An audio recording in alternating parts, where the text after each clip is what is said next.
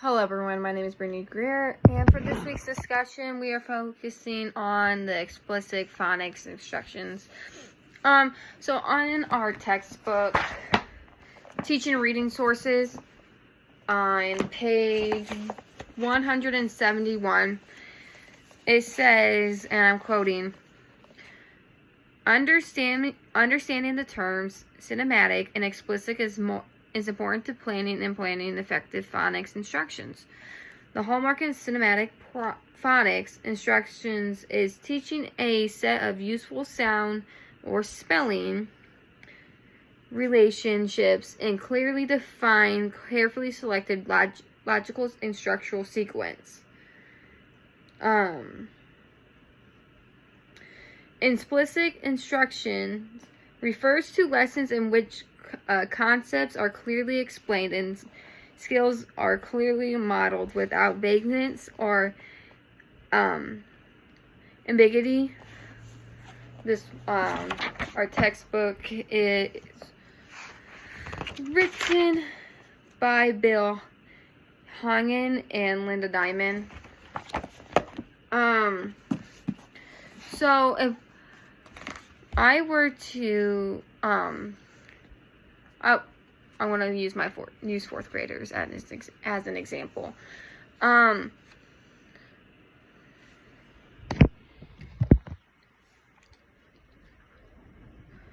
What I need to know about teaching is this level is where my students are at academically with their reading. They have gone through kindergarten, first grade, second grade, and third grade. Now they're in the fourth grade with reading. So these guys should be reading, they would be reading chapter books, so it's no more picture books. Some of them are either reading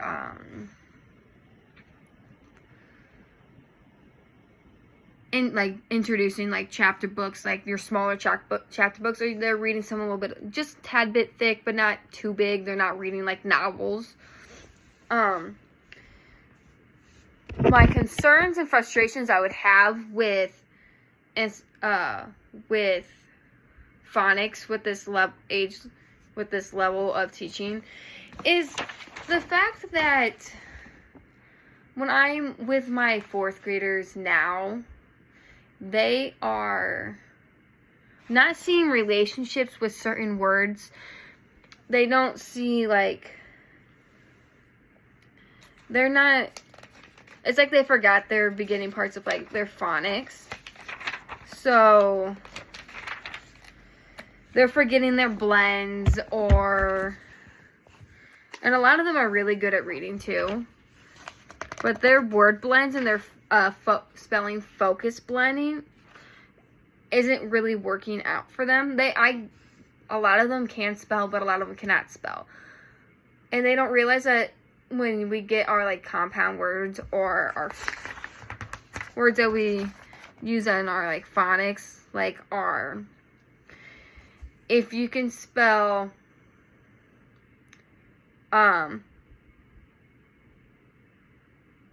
hill, you can spell fill.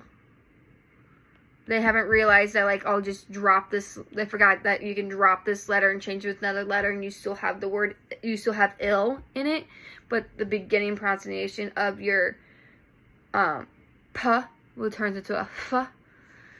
Sometimes I forget about that.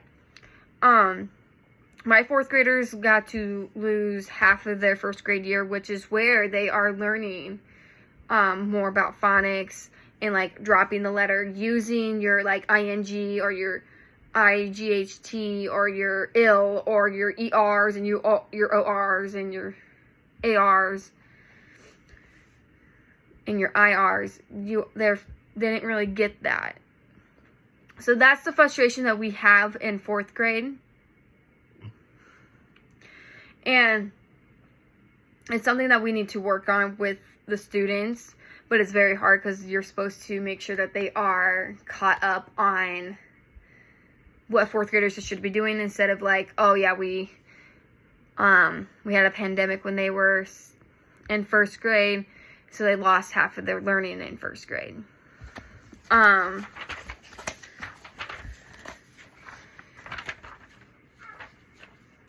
how would you use essential components of explicit and semantic instruction to teach more and more skills at this level? The best thing that I think I could do is doing like review worksheets that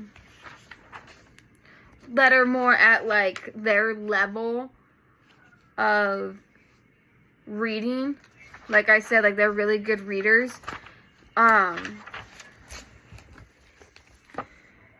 Having as like a reading comprehension to like like if we're reading a new story, when we read a new story, we should be able to introduce keywords and try to like figure out what they are and put them together and what words that look similar to it. I think that's like a great way for like students to get used to and get familiarized with new words that they don't know, and like maybe it would help with their spelling and writing skills.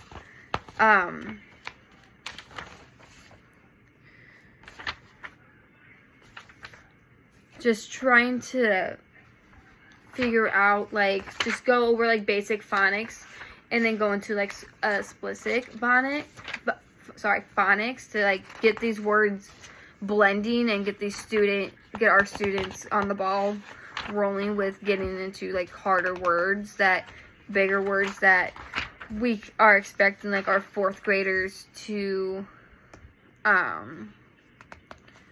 start learning.